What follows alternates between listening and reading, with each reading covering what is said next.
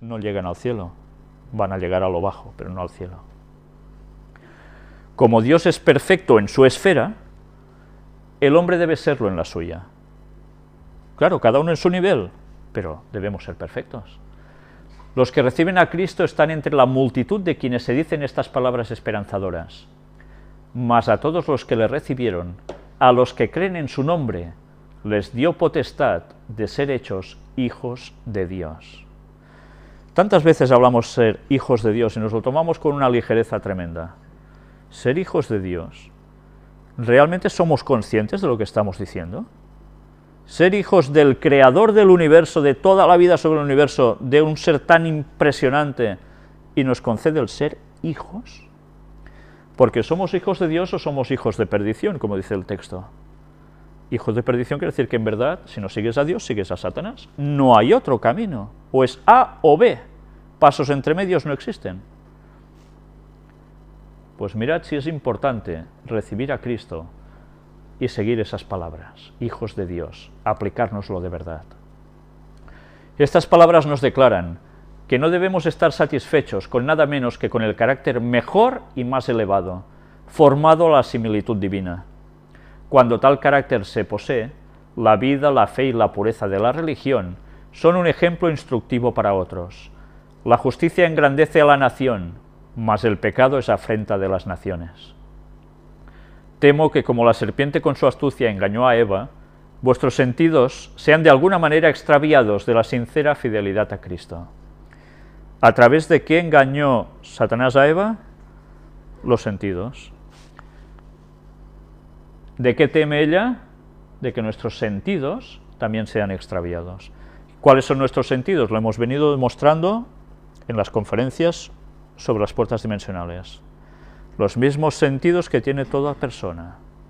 Por allí Satanás sabe cómo entrarnos. Nos sabe cautivar, es evidente, no es tonto.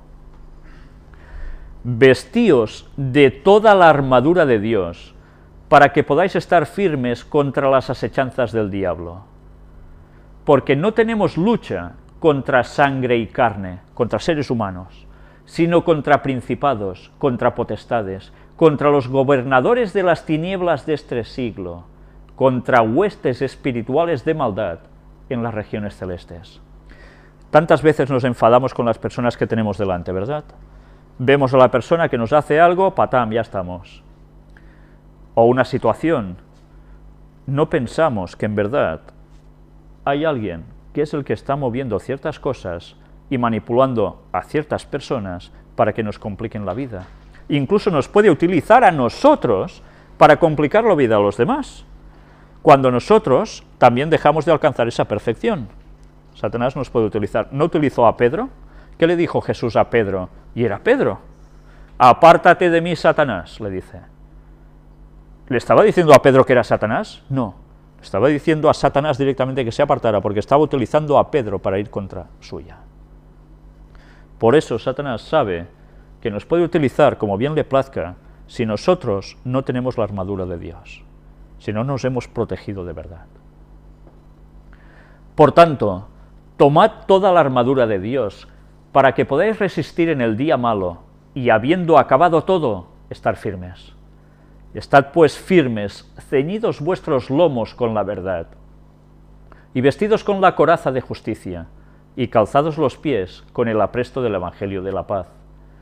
Sobre todo, tomad el escudo de la fe, con que podáis apagar todos los dardos de fuego del maligno, y tomad el yelmo de la salvación y la espada del Espíritu, que es la palabra de Dios. Si alguien quiere saber exactamente a qué se está refiriendo todo esto, os recuerdo que hay una predicación que presenté sobre la armadura de Dios, donde se desglosa el texto de Efesios, que aquí se recoge, y que creo que vale la pena que conozcamos todos, porque en el fondo es lo que nos puede estar con Dios o nos puede llevar a todo lo contrario.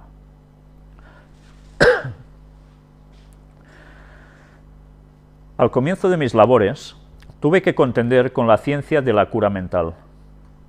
Fui enviada de lugar en lugar para declarar la falsedad de esta ciencia, en la cual estaban entrando muchos. ¿Por quién fue enviada Elena White? Alguien le decía, mira, tienes que irte allí. ¿Un ser humano le decía esto? No.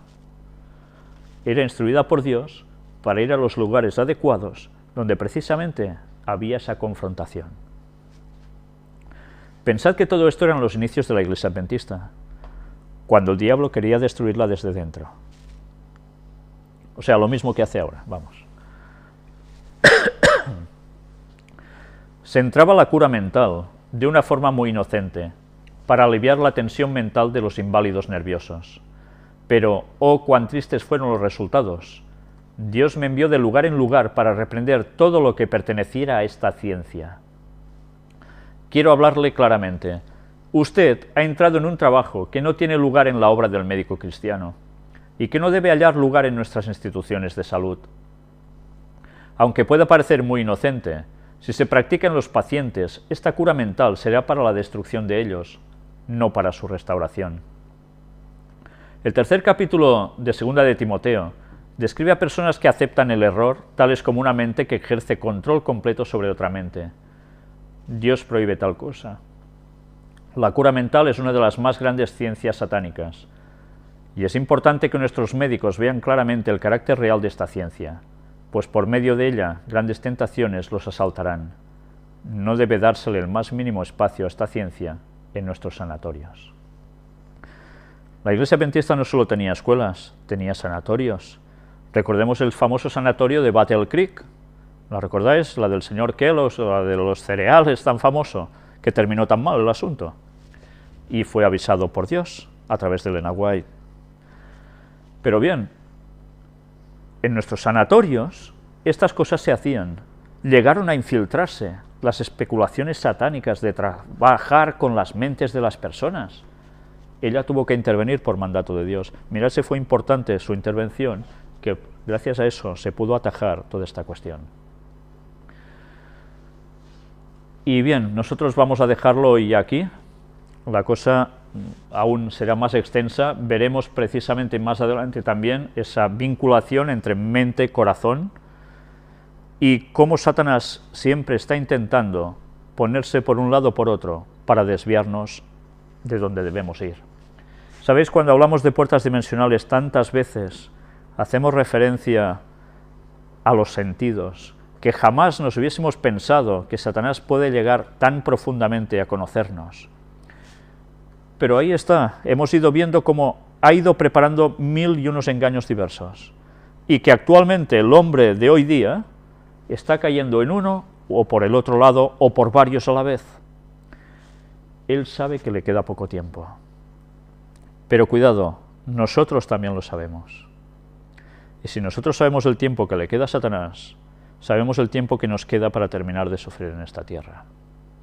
Entonces, ¿qué debemos hacer? Debemos actuar en consecuencia de ese tiempo. No es lo mismo pensar que Cristo volverá de aquí 500 años a saber que Cristo volverá en unos pocos años. ¿Qué vamos a hacer? ¿Estaremos preparados para ese momento? Dios nos ayude a vestirnos de esa armadura de Dios, porque los ataques del diablo irán a más, y nos va a coger por cualquier punto débil que tengamos. Busquemos la perfección, sin la cual no vamos a estar con Dios. Pues nada, gracias por vuestra atención y os pongo ya en antesala de que en la próxima conferencia iremos siguiendo con esta temática y vamos a llegar a ver dentro de poco otras cuestiones que aún no hemos tratado, que también tienen mucho que ver con estas entradas dimensionales de Satanás a nosotros y que están confundiendo a un montón de gente que no tienen idea de que esas cosas que les están sucediendo provienen de Satanás. Pero eso lo vamos a mostrar en su momento. Muchas gracias por vuestra atención y que Dios os bendiga.